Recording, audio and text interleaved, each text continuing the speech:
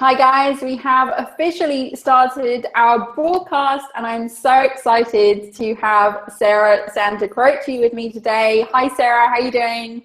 Hi Michelle, hi everyone. So glad to be here. Okay, so we're just going to give it a couple of minutes because we just started. We've got a couple of people in the room already. For those people who are here, please leave us a comment in the chat box just so we know that you're here and that you can hear us and everything is okay and we don't have any technical issues. Sarah just asked me if we had a backup plan and I said no. So hopefully we're okay. So guys, if you are here, welcome to the call. Can you leave us a message in the chat room just to let you know that you can hear us? Hi, computer says yes. Hi, Wi-Fi. I really hope I said that okay. We've got people joining. Wow, this is great. Catherine, Susan. Let us know if you can. Hi, Jennifer. Everyone can hear us. That's awesome. So we're going to give it a minute. First of all, I just have to apologize. And I've just been telling Sarah about this. As some of you may know, probably a lot of you know, I have braces. So currently I'm talking with a lisp, which is terribly unattractive, and I also have a swollen face as well. So I'm going to let Sarah do most of the talking today. So I just wanted to say sorry guys about that, about my lisp and those other little issues, but that's one of the trials and tribulations of adult braces. So who have we got here? Bonjour, Nubantu. Are you from France by any chance? Jennifer from Cape Town. Kathy from Massachusetts. Chandra. Also, tell us where you are, because it's really nice to see who's calling in from different places. And I know some of you are getting up, either staying up really, really late for this or getting up really, really early. So thank you so much. Chandra's from Atlanta. Martha from Spain. Hi, Martha. Martha's my champion. Okay, Karen from the UK. Awesome, guys. Okay, we've still got people coming into the room, but I think we're going to pack this into an hour, guys. So we're going to take an hour of your time and we're going to get in as many questions as we can. First of all, I'm going to let Sarah do some talking now. Sarah, can you tell everybody a little bit about you? Sarah is a LinkedIn expert. She's a LinkedIn whiz kid, and she specifically helps people get clients online. So how did you get into this, Sarah? Well, you'd be happy to know that I actually started as a virtual assistant, just like everyone on the call. So yeah, it was back in 2006 when out of the blue on a rainy summer day, my husband said, okay, kind of sick of this summer weather here, let's move to California. I'm like, okay, sounds like fun, let's do it. And so we packed our bags and kids and everyone and moved to California for 4 years. And of course I had to leave my day job here, so I had to kind of start over there. First I was home a bit because my second boy was just 6 months old. But then after probably a year and a half, I was like, what am I gonna do? You know, this full stay-at-home mom thing is not really my thing. So that's how I launched my virtual business. And I was basically planning to help other business owners with, you know, admin and all of that. But it was also in the middle of the social media boom, especially in California where I was based. And so as I was learning how to promote my own business, I was like, well, if I can do this for my own business, I can do this for other people. And so that's how I got into social media. And then when I moved back to Switzerland in 2010, I thought, well, everybody's going to line up and just hire me for social media. And I don't know what you know about Switzerland, Michelle, but we're very traditional. And so everything takes much longer than anywhere else. And so in 2010, people are like, maybe a little bit on Facebook, but just more for personal use. And so they're like, I don't really get it. And the one platform that I realized in B2B that they were interested in was LinkedIn, because they noticed that you can actually separate business from personal. And so you didn't have to, you know, continuously share about your personal life on LinkedIn because you're only using it for business. And that's how I slowly didn't do the move right away. I was still kind of a generalist, but then slowly I decided, you know what, I'm just going to focus on LinkedIn, and that's going to be my business model. And to be honest with you, it was one of the scariest things I ever did, because it's really scary to focus in on just one thing, right? Where before you were doing all these different things. And I was like, well, am I gonna still get enough clients if I just focus on this one thing and I have to say no to other work? But it was the best move I ever made in my business, because you get to then, call yourself a expert or specialist. And so, yeah, best move ever. So that's how it all started. That is so awesome. And the fact that you went out to California as well, because I'm a digital nomad. I know we've got a few digital nomads on the call here, so more power to you. And I actually thought you were American when I first started talking to you. You're actually Swiss, so Yeah. Obviously that little American twang has rubbed off on you there. So you're a Californian Swiss combo who started off as a generalist VA, moved into becoming an expert in LinkedIn, and it's obviously paid off for you. This is obviously something that, like a topic you became quite passionate about. Why are you so passionate specifically about LinkedIn? What is it about LinkedIn that made you think, right, this is what I'm going to do. This is going to be my thing? Two things. First of all, it's the one platform. Whenever I work with clients on social media in general, LinkedIn is where we got the biggest results, meaning that conversions were the fastest, and we got the highest paying clients on LinkedIn. So that's the first reason. The second reason, I noticed that in the description, you also mentioned that I'm a business coach for introverts. So that's kind of a separate business that I just started a year ago, because I'm an introvert myself. And I, decided, well, that's what I want to do. I want to coach other introverts in this online business world. And LinkedIn, to me, is just so perfect for introverts, because we don't have to share all day long what we do in our personal life, and what we eat for breakfast, and what our kids do and all of that, because I don't feel like doing that. So on LinkedIn, I'm just really focused on business, and it turns into results. Definitely. And I've said this for years, and it's been a statistic for years, isn't it? That LinkedIn does have the most affluent clients because people are there to do business. A lot of people struggle with Twitter and Facebook because you have to kind of weed through the people that aren't there for business to find the people that are. But with LinkedIn, you don't have that issue because everyone's pretty much single-minded, aren't they? Exactly. Yeah. So, first of all, if you haven't gone and downloaded the freebie from Sarah, I highly suggest you do that. It's 5 best kept secrets to get clients on LinkedIn, and the link is in the comment box in green. You should see it in the comment box above where you're commenting now. Martha is an introvert, she says. I don't think you are. Yay! But yeah, I'm sure we've got quite a few introverts on here. Actually, funny you should talk about introverts as well, isn't it? Like, I think there are I've been talking about this recently in my own one sourcing programs, is that there are so many VAs out there who are so good at what they do and have so much to offer, but yet they are a little introverted and they can't quite do those consultations and they can't quite get those clients and things like that. And you talked on your video. So first of all, go and get the freebie, and then if you haven't already watched the training video, watch the class. That's also in there. So we'll talk a little bit about that training video right now. And basically what I was saying about introverts, they have trouble converting clients and things like that. Do you think LinkedIn is easier to use for people who are introverted to get clients? Because the VAs that are struggling tend to struggle with, how do I sell myself? How do I convince the client that I'm the right VA for them? How would you go about doing that on LinkedIn?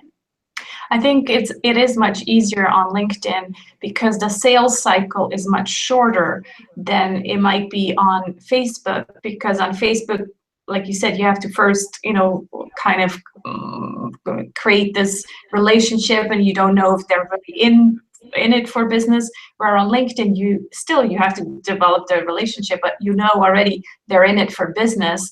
And what you have is you have your LinkedIn profile. That's basically your sales pitch already. If you do a good job in optimizing it, you don't really have to sell yourself already anymore, because it's all there and the profile does the selling for you. Where on Facebook, you don't have that. There's not as much details you can put in the Facebook page or profile, and it's definitely also more personal.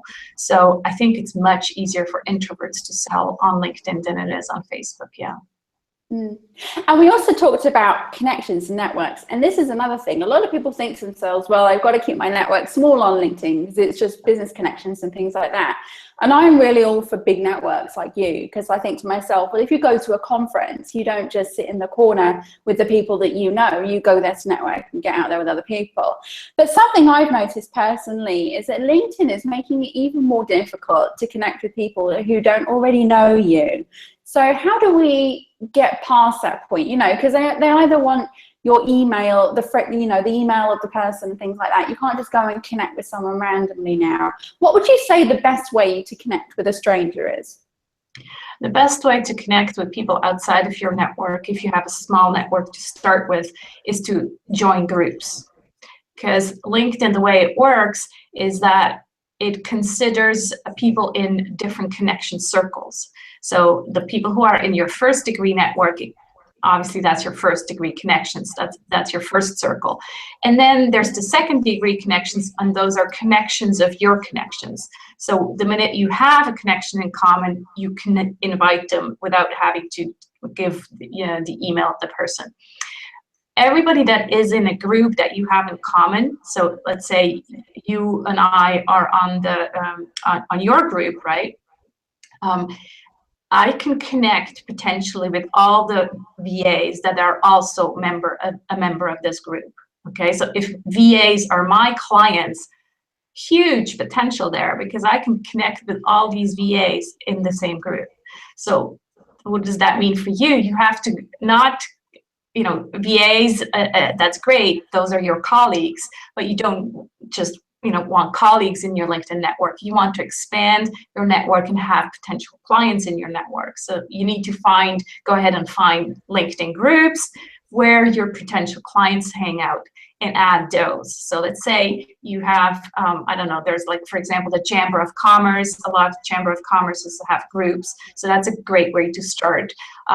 Look up the Chamber of Commerce of your area, join that group, and then immediately that gives you 2, 3, 4, 5,000 more potential connections that you can invite to your LinkedIn network. And then you can say, hey, we're part of the same group. Are you open to connect?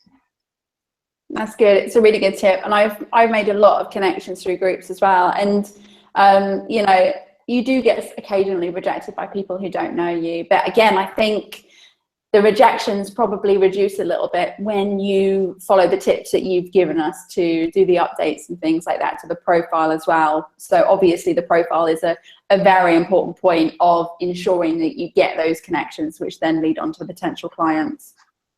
Yeah.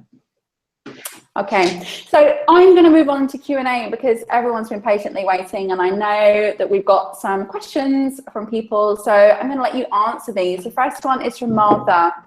She said, I'd like to know if being a premium member on LinkedIn has any more advantages regarding appearing in searches, etc. I know of direct email, but just wondered if there was anything else that she could do. Okay, so the premium account was always the first question.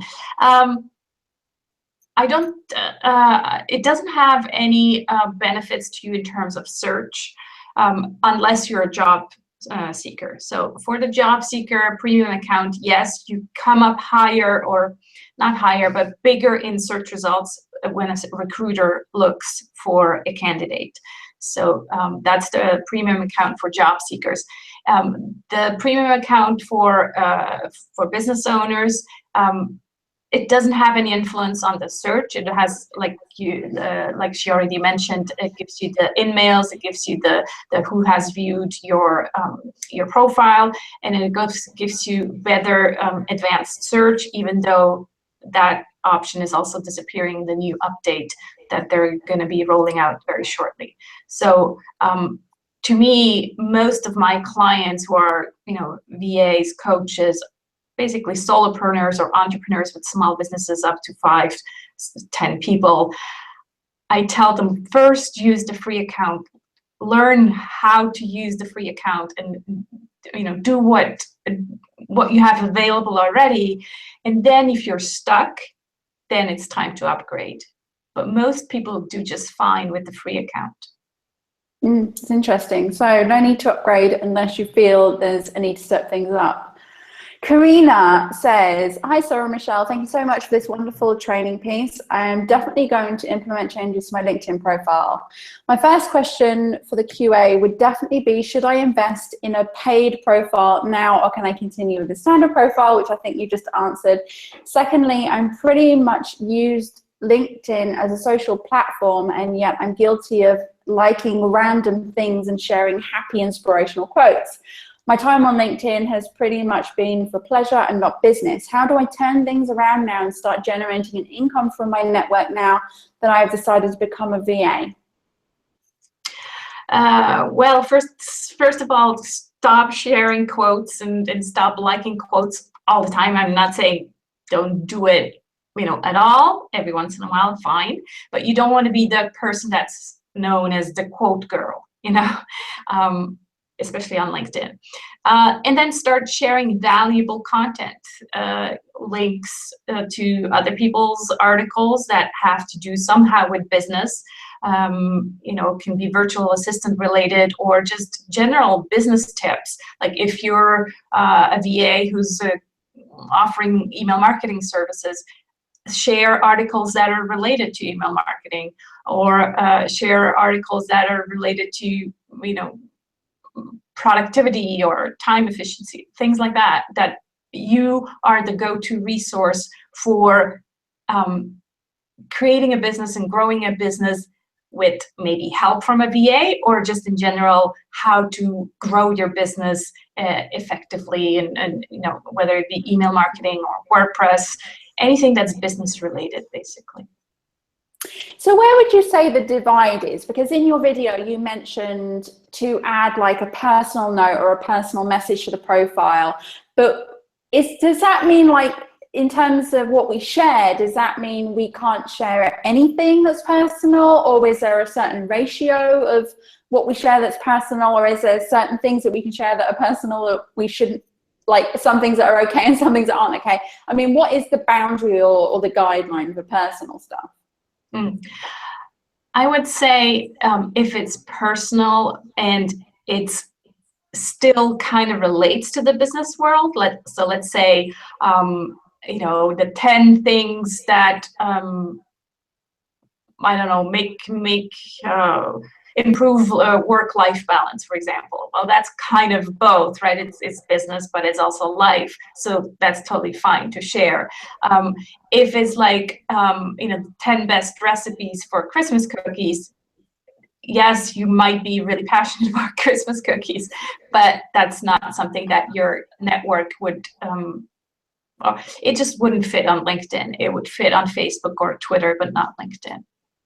Unless you're a cook, I guess. If you're like a professional chef, then it would be different again. Okay.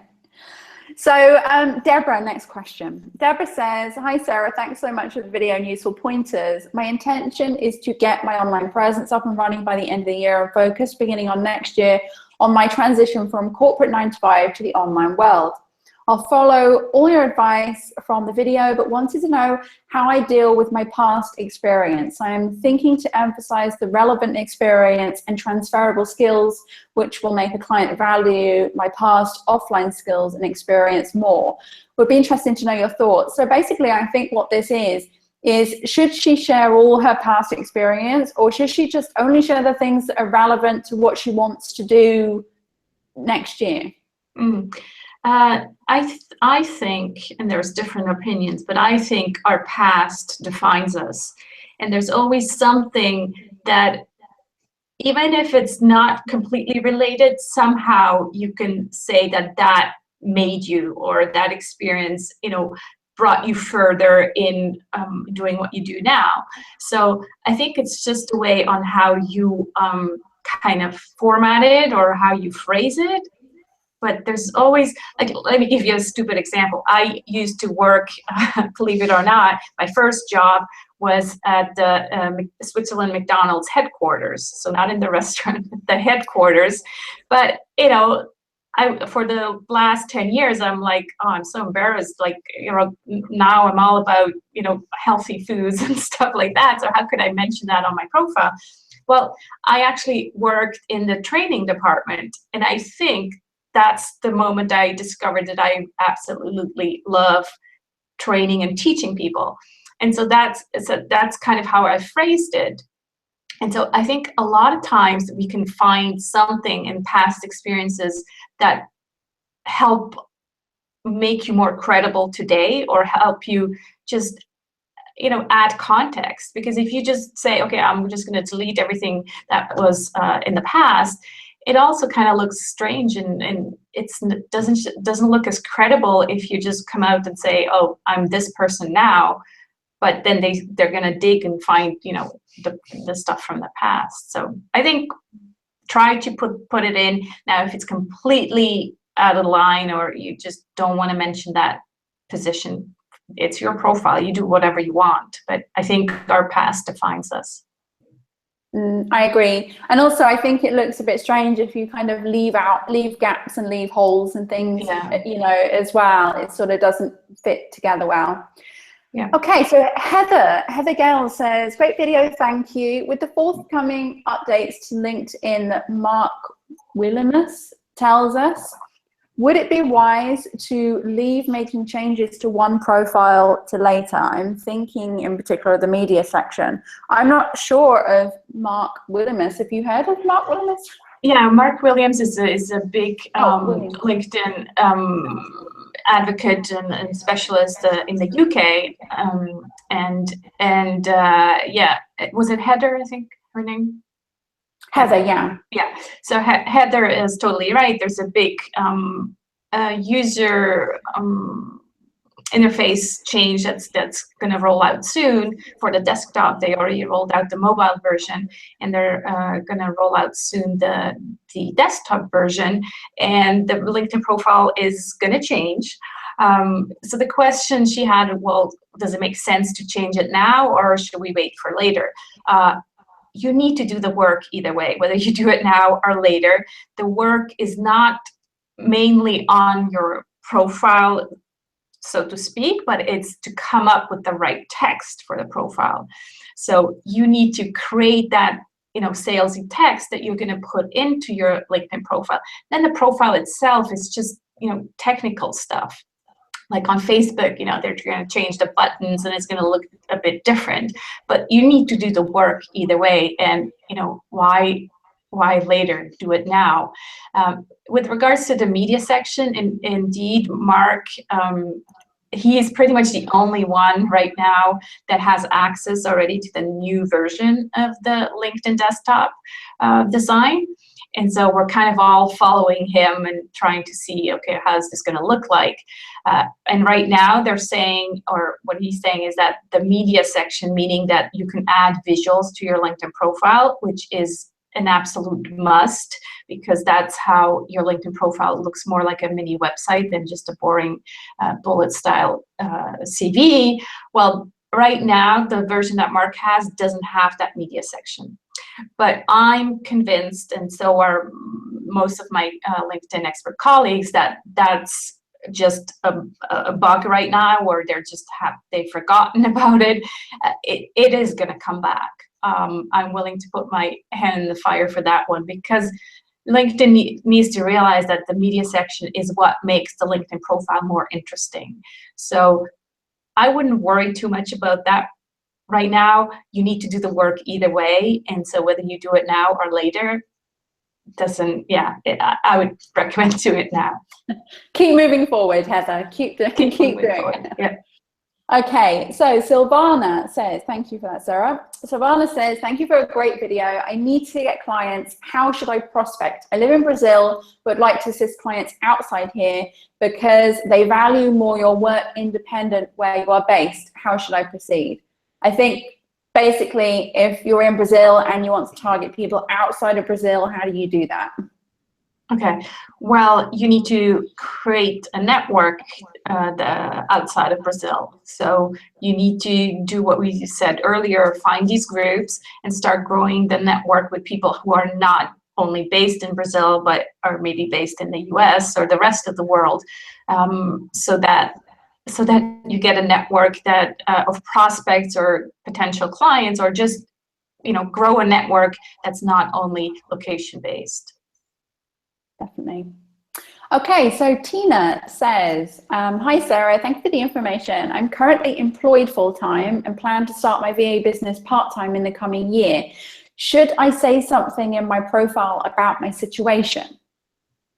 That comes up a lot, actually, people transitioning on LinkedIn profiles, and they're not quite sure, do they put in there that they're starting their business, and then some people are worried about getting fired, and do they start another LinkedIn profile and things like that. So how do you do that transition, and should she mention that she's starting? Yeah, I don't think, well, I guess she's not ready to take on clients yet because she hasn't actually set up the business. So I don't think it makes much sense to mention that, you know, you're planning to make your own business. I would say, again, do the work in the background, because you need to start working on the profile, but like on a Word document, for example, write down what you're gonna have on this LinkedIn profile once you have transitioned, and then the minute you're ready, put it up. And don't never create a second profile. You need to just update the existing profile. But I don't think it makes much sense to actually say, I'm going to be doing this in the future, unless of course you're a job seeker, and then you do want to say, you know, what kind of challenge you're looking for. But I wouldn't say she needs to say anything about the business she's planning. Okay, Tina, so there you go. Live in the moment, and whenever you're ready to hit the ground running, then update your profile.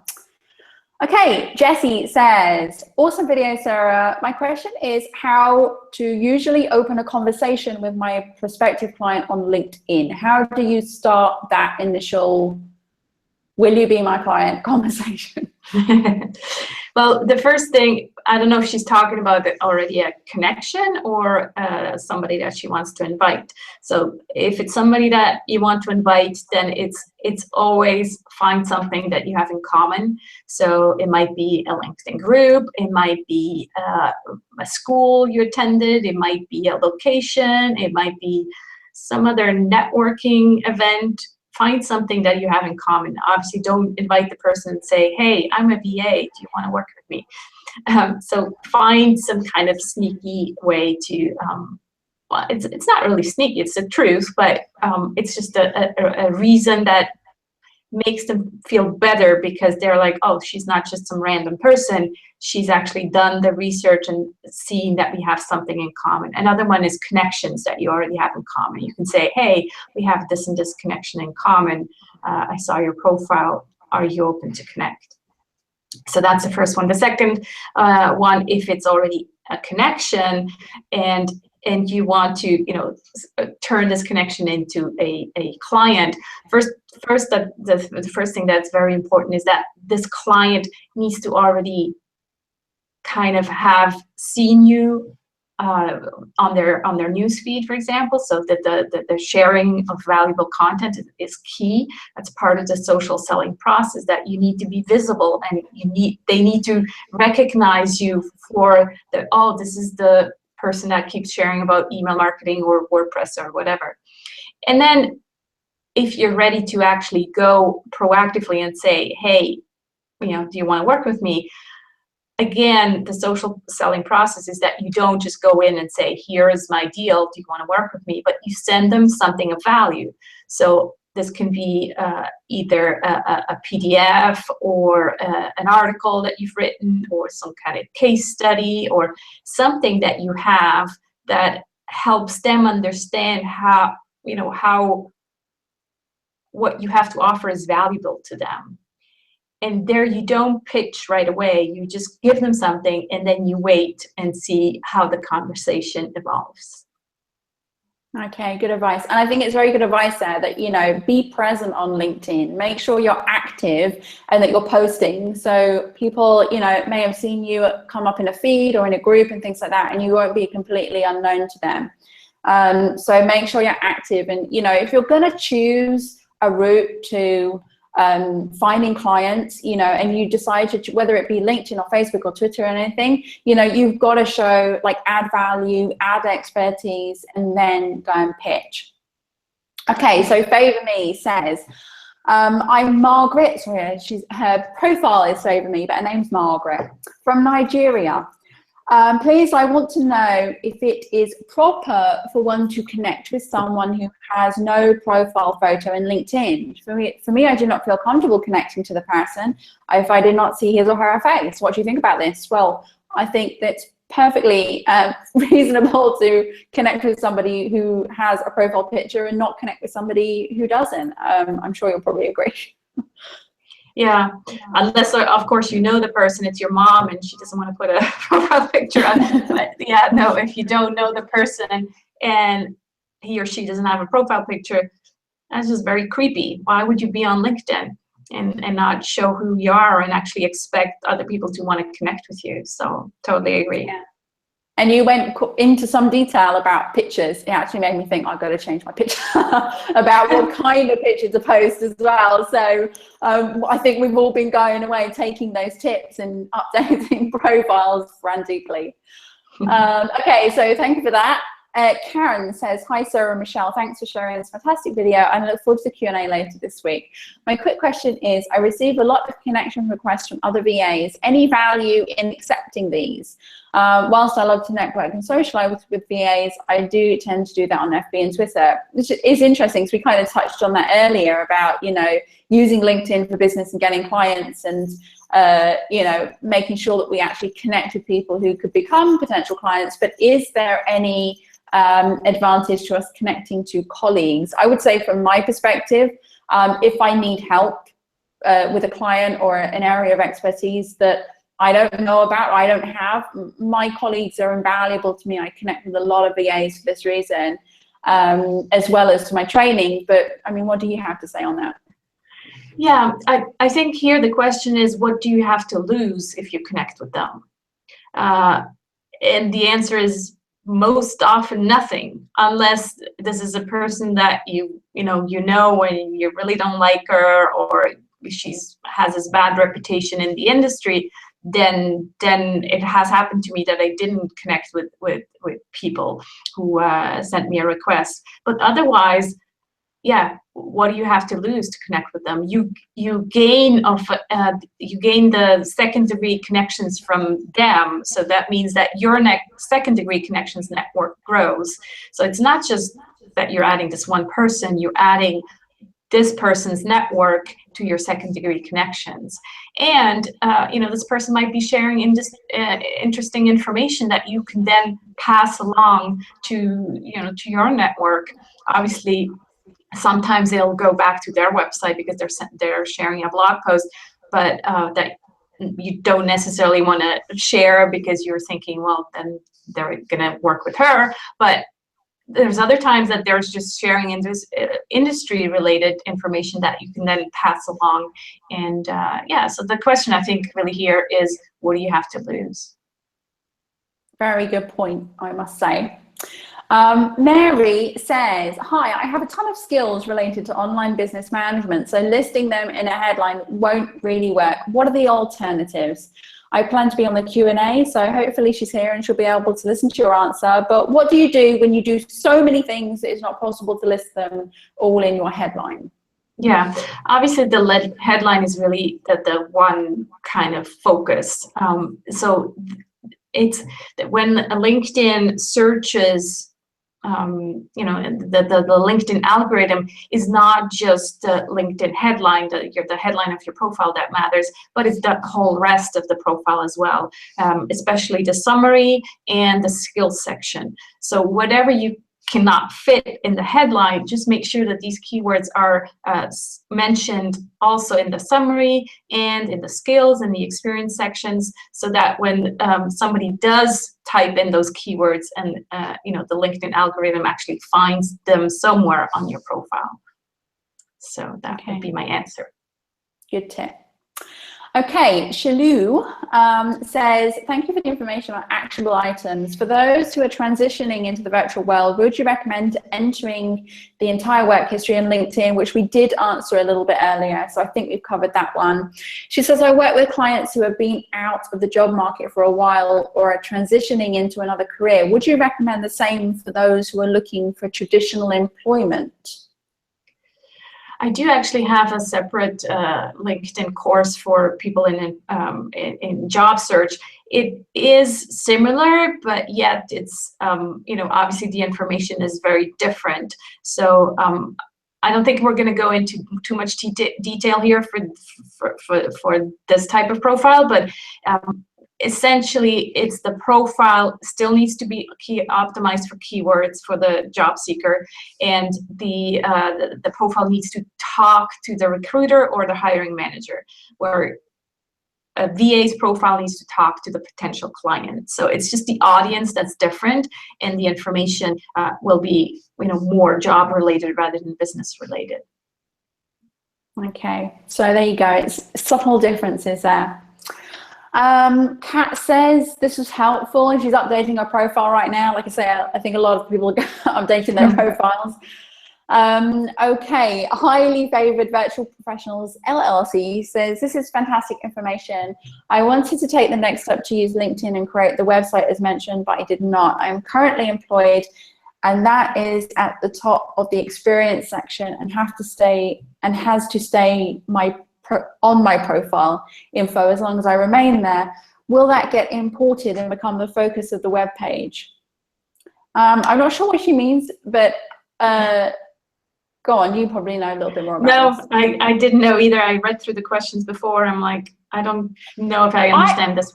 I might know what this is about. So when I do my training, I recommend Strikingly to, I don't know if you've heard of it, strikingly.com, but you can import your LinkedIn profile into Strikingly and they will create a website out of it.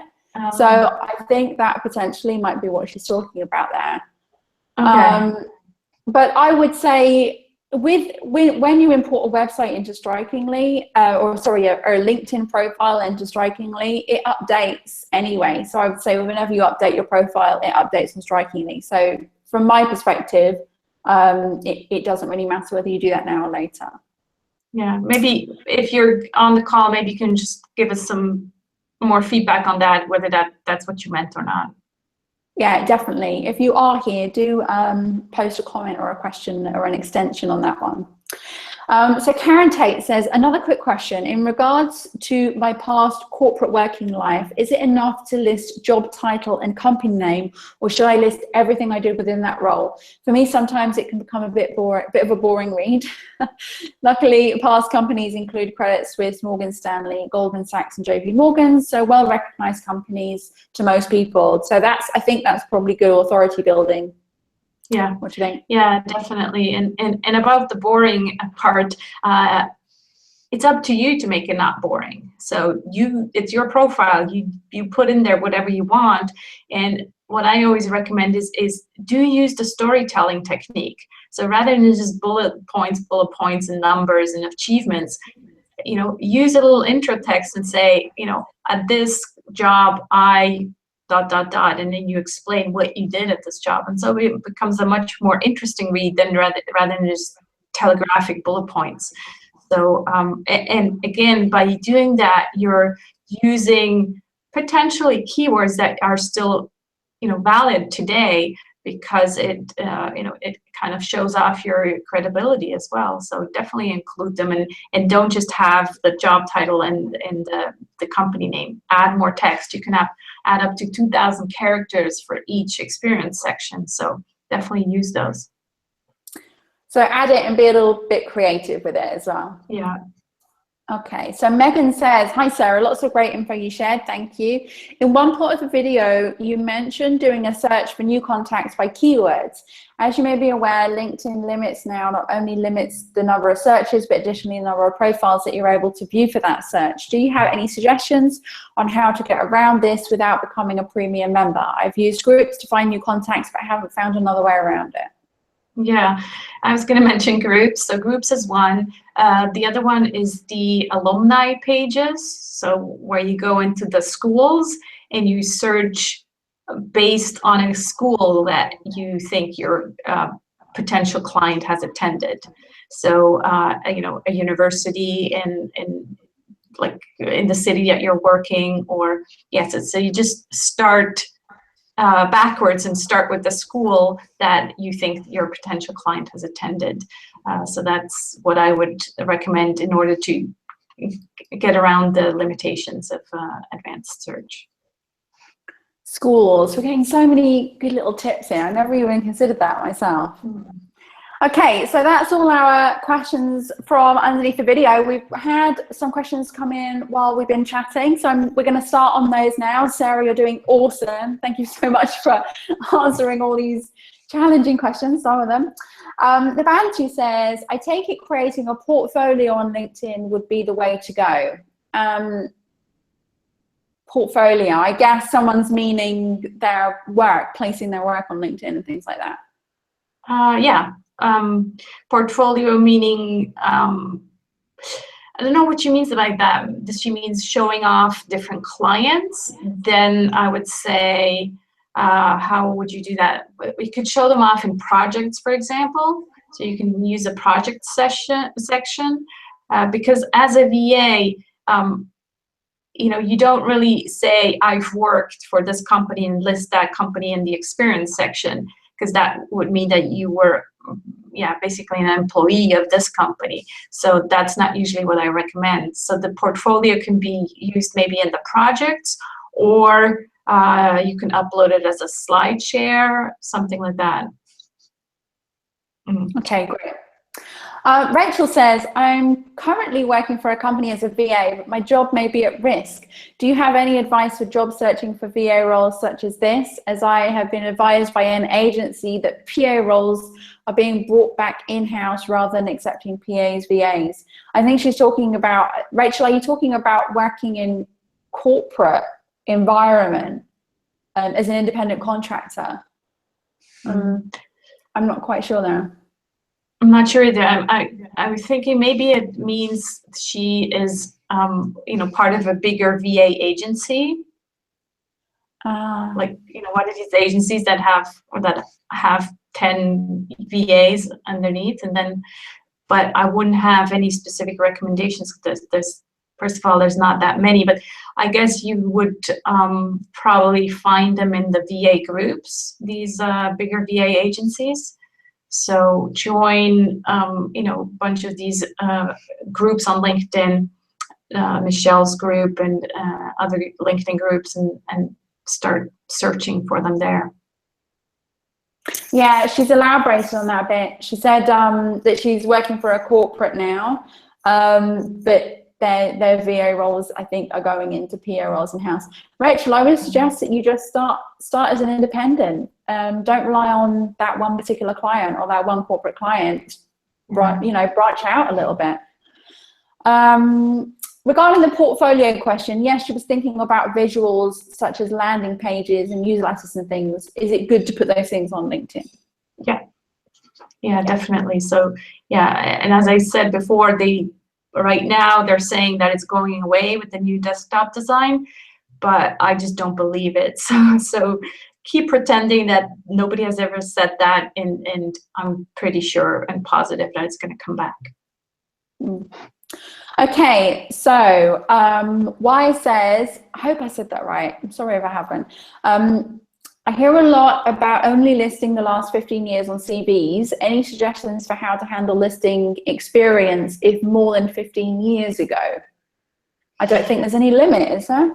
There's no limit. Again, it comes back to just mentioning what's relevant. And if you're towards the end of your career, then I would probably agree that, the first really junior jobs, you don't really need to list them, because if you're like, let's say if you're, towards your 60s, well, nobody really cares anymore what you did when you were 20. So, maybe do only mention the jobs that really have an influence on what you're doing today and add credibility to what you're doing today. But there's no limitation on LinkedIn, and sometimes people are worried that your LinkedIn profile is too long and nobody will read it. Who cares if nobody reads it? The people who do read it are the ones who are going to contact you. And so you don't need to worry about the ones that are not going to read it. You need to give as much information as you can to the ones who are interested and do want to read what you have there. I think that's an important message to get, is like, don't worry about adding too much content. It's good for the algorithm, and it might help some people, and others, they're just gonna not read it. So what? Martha says she just signed up for your course and she can't wait to get started. Yay, And thank you. I'm going to be watching her profile now. Yes. So everybody, look at Martha, look at what she's doing. Okay, so Jennifer says, is there a percentage ratio between how many people join LinkedIn to find service providers versus how many join to connect to find a job? Good question. I'm not a big numbers girl, but there's definitely still, LinkedIn is still the #1 place for people who are looking for a job. But I would say in the last 4 to 5 years, LinkedIn has grown so much. And probably the biggest growth has been with entrepreneurs, because they started to realize, damn, all my competitors are getting clients on LinkedIn, and why am I not there yet? So I don't have the exact numbers, but I know that there's been a huge growth, and you hear a lot of people, especially in the VA business, getting a lot out of LinkedIn. So that's all I can say. My clients tell me that they are getting clients, and that proves that there is a demand on LinkedIn for service providers. Okay. So Megan says, many of us only take consultations via phone or Skype, and in an effort not to waste time, we keep quick chat type phone calls to a minimum. As a VA, how would you suggest we connect offline when a VA business is strictly online? People tend to be hesitant to schedule a consultation, but I need to know they're serious and not wasting time.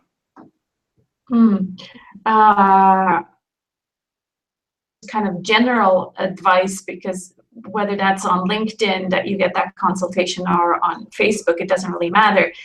What's important to understand is that on LinkedIn, that step to go to the offline conversation is much faster than maybe on Facebook or Twitter. So the sales cycle, again, is much shorter.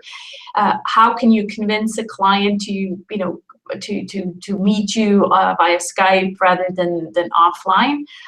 Well, I think you just have to.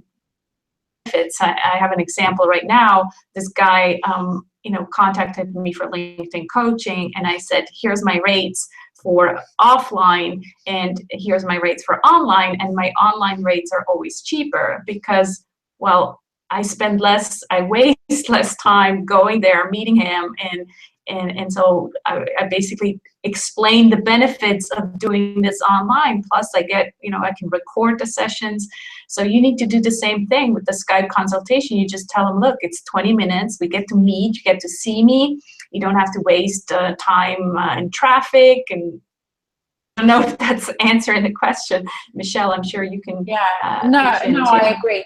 And also I probably suggest as well a little bit of pre-qualifying, like, okay, well, if I am going to come meet you, can you just answer these few questions first, just, so I know what you're looking for. So do like a questionnaire, or, do a little bit of probing to find out what it is they actually want to talk to you about before you go and meet them as well.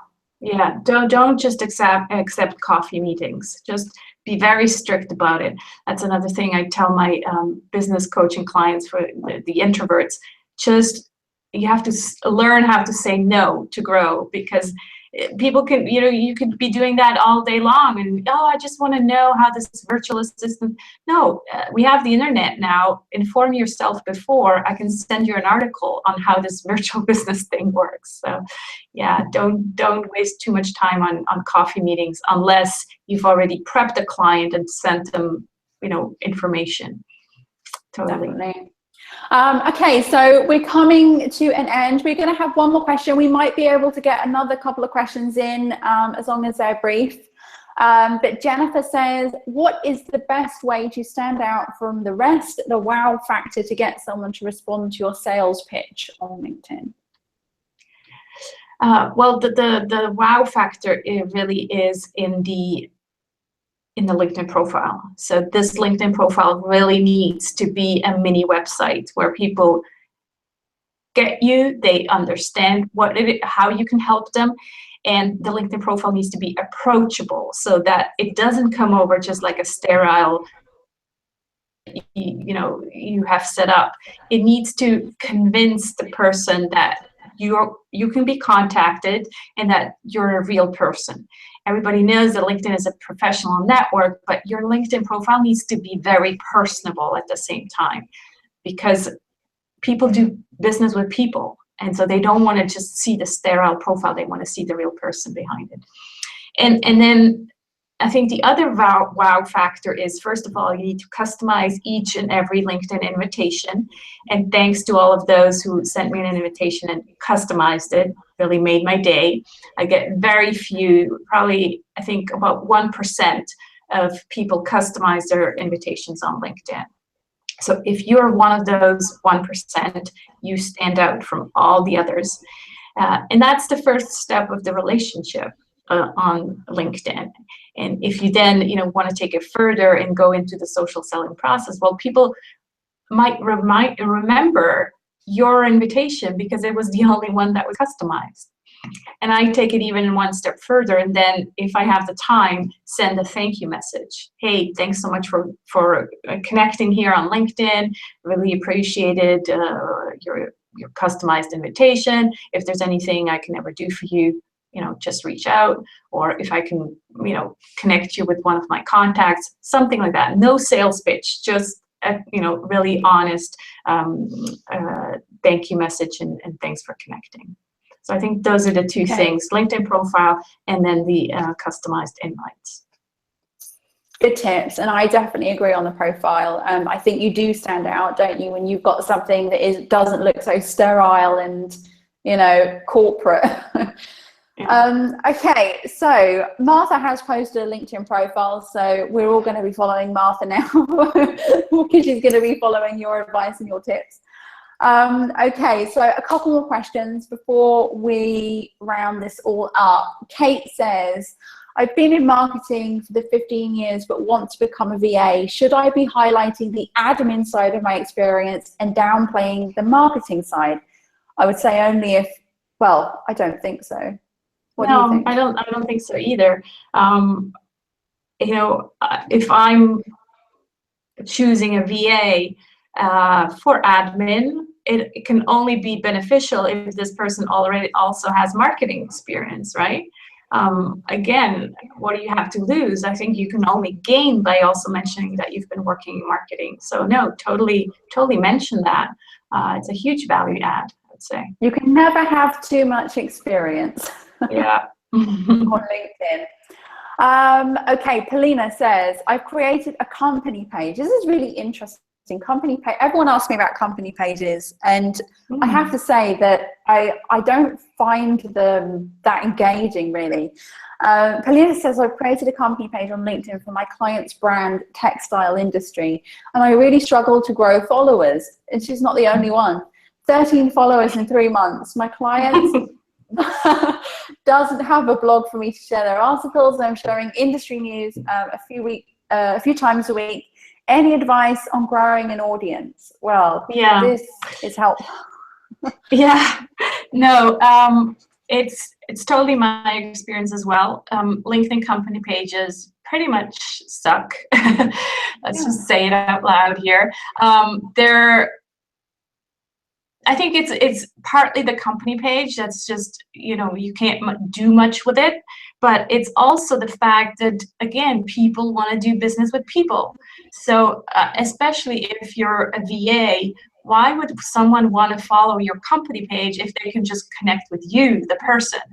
So as a VA, if you want to create a company page, fine, do that because it looks professional, but don't expect to get a lot of followers. I think I have probably about 100 followers on my company page, where I have thousands of connections on my LinkedIn profile, because people don't care about my company. They care about me, they want to work with me.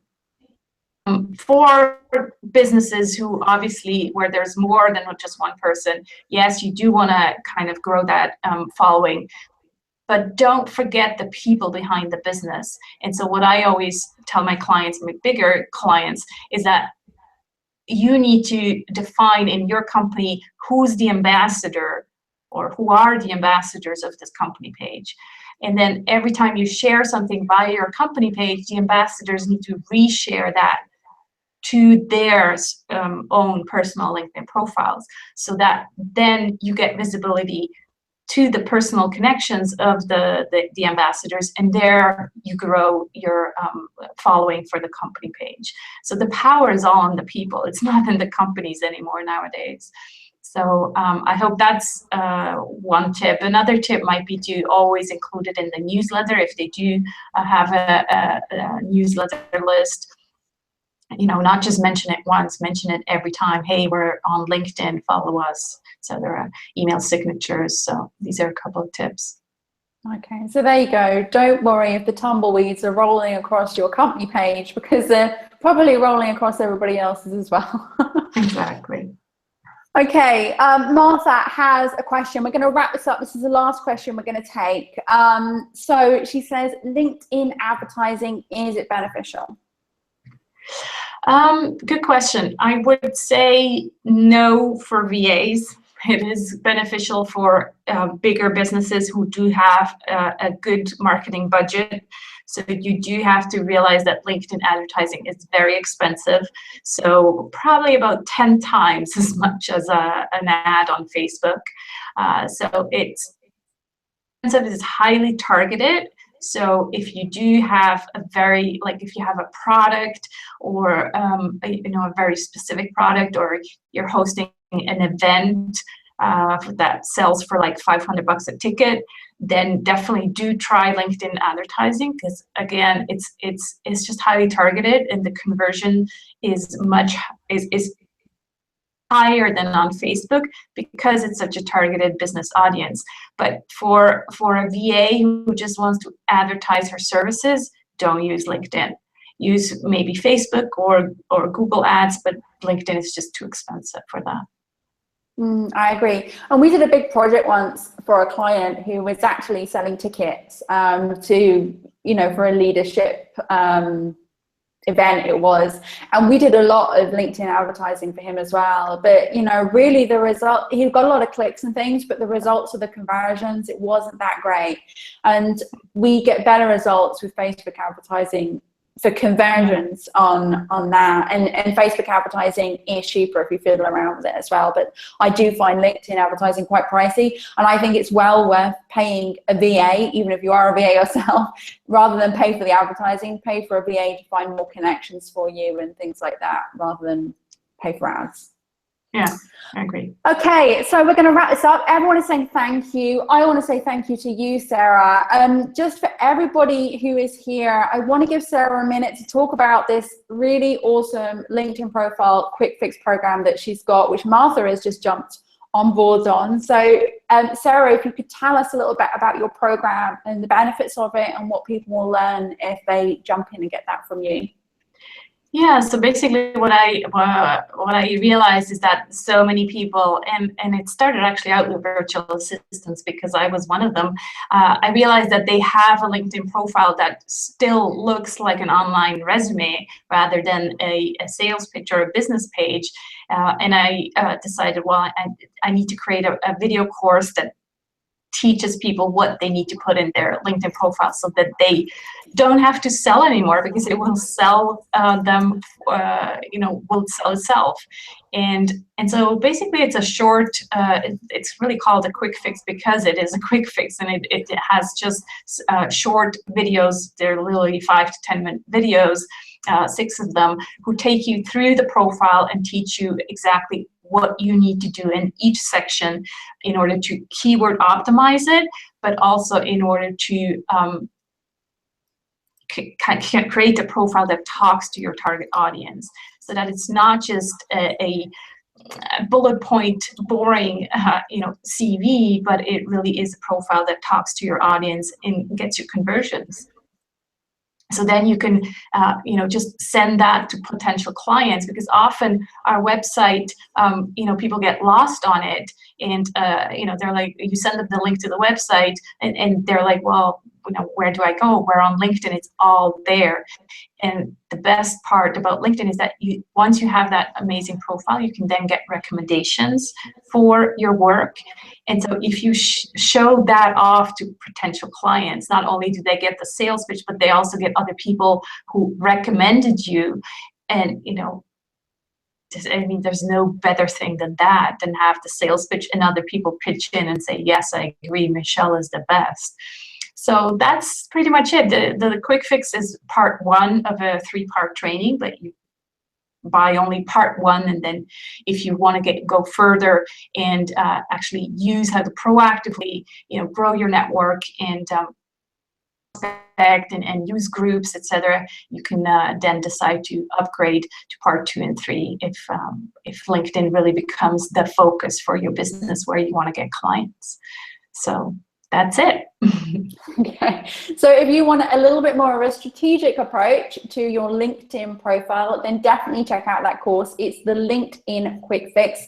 I've just posted the link in the chat room. That's my referral link for Sarah. And Sarah, thank you so much. You've given us so much value today, and you've been awesome. And I know everyone in the chat box and everything is saying thank you. So I just really want to say that I appreciate you. I appreciate your time. And I'm really intrigued about everything that you've said, because even as a professional, I've been using LinkedIn for a long time. I started my business in 2005, and I've been using LinkedIn basically since as long as I can remember. You still don't know it all, and there are so many subtle things that specialists like yourself can tell us that generalists don't necessarily pick up on, and you've just given us some incredible value. So thank you. Well, thank you so much for having me. It's been a great pleasure recording that training for you guys and connecting with you here on the Q&A. Make sure you do send me a personalized invitation to connect. I'd be happy to accept it, and stay in touch. Awesome. So make sure you connect with Sarah. Sorry, Sarah, go on. Yep. Okay, so make sure you connect with Sarah, make sure you connect with me. Thank you guys so much. I will see you on our next class next month. In the meantime, have a great Christmas and New Year, and I look forward to seeing you soon. Take care and goodbye. Bye, everyone.